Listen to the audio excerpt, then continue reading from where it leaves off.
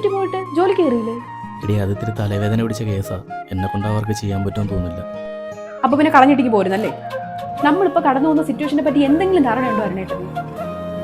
ഉണ്ടാക്കി വെച്ചിരിക്കുന്ന കടം കാരണം മറ്റുള്ളവരുടെ മുഖത്ത് പോലും നോക്കാൻ പറ്റാതെയാ ഞാനിപ്പോ നടക്കുന്നത്.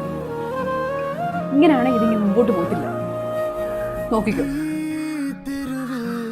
മോളെ. തന്നെ അവനാകെ വിഷമിച്ച് എന്തോ ചെയ്യണമെന്ന് അറിയാമേ നടക്കുന്നത്. അപ്പൊ മോളും കൂടി ഇങ്ങനെയൊക്കെ പറഞ്ഞാൽ അവനത് താങ്ങാൻ പറ്റത്തില്ല. പാവാ മോളെ അവൻ.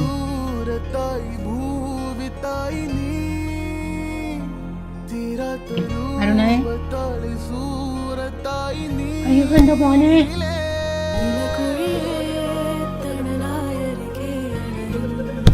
ഡീ എന്തോ നീ കരയുന്നത്? സ്വപ്നമെല്ലാം കണ്ട? സോറി.